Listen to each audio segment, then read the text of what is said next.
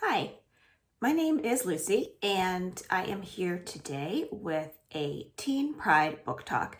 This is a program on AADL TV where I will talk each episode about one young adult book that is representative and inclusive of folks in the LGBTQIA plus community.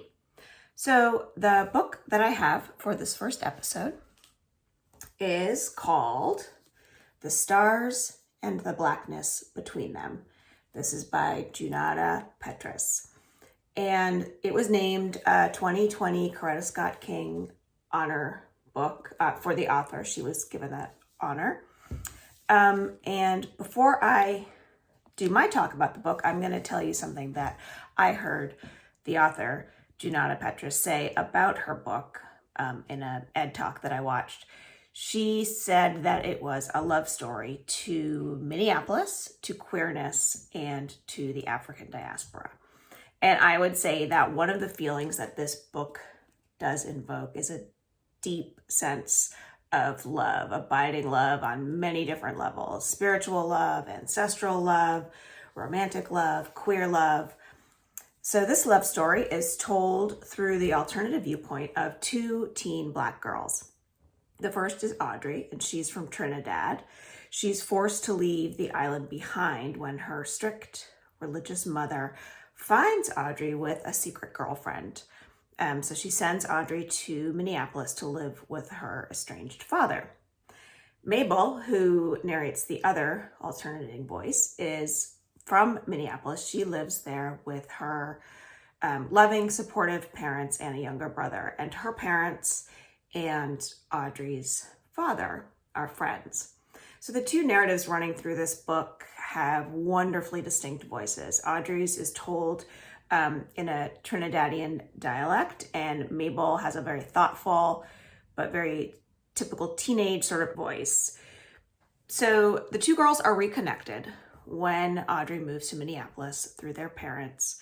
Mabel is really excited to have Audrey return. She remembers her from previous visits. She just remembers thinking she was really beautiful and cool, and she's excited to be reconnected with her. But Mabel is also struggling with this increased tiredness and increasing lack of energy and appetite, and it's a little bit harder for her to be as excited as she'd like to be. Mabel is a very reflective person. She's always evaluating her feelings. She's obsessed with Whitney Houston, younger Whitney Houston. So this is Whitney Houston when she was in a bisexual relationship with her best friend, Robin. And that is the Whitney that Mabel holds in her head and worships.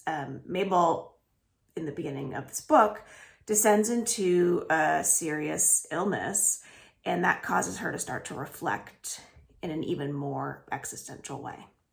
So Audrey, who's become her friend, supports Mabel during this illness in a way that no other friends or really family members can. She uses healing techniques that she learned from her grandmother in Trinidad. She connects Mabel to the healing power of the earth, and the two of them just become connected in the most loving and beautiful way. During her illness, Mabel has found this book on her parents' shelf. It is by a man called Afua, and the name of the book is The Stars and the Blackness Between Them. Afua is a man who has spent more of his life on death row than he has off. He was 19 when he was sentenced to death, and he's been on death row ever since then. And through reading this book, Mabel starts to feel very connected to Afua. I think something about her illness and his always impending death, there's an intersection there that's very interesting. It's also through Afua that Mabel starts to learn about and become very interested in astrology. This is like a very cursory summation of some of the major plot points in The Stars and the Blackness Between Them. I could talk about this book for hours. I loved this book. It is a book about love, friendship, family, spirituality, astrology, incarceration, queerness that has existed through lineage, so queerness going back generations, in women mostly. Audrey has a queer grandmother. We get this synopsis of Whitney Houston earlier in her life. There are also some elements of magical realism in this book, and they help to sort of underscore the limitlessness of this inherited memory that Audrey's really connected with and Mabel starts to become more connected with. The author, Junauda Petrus, has been, among many things, an educator, and she said that this has helped her to protect the wisdom and the insights of young people.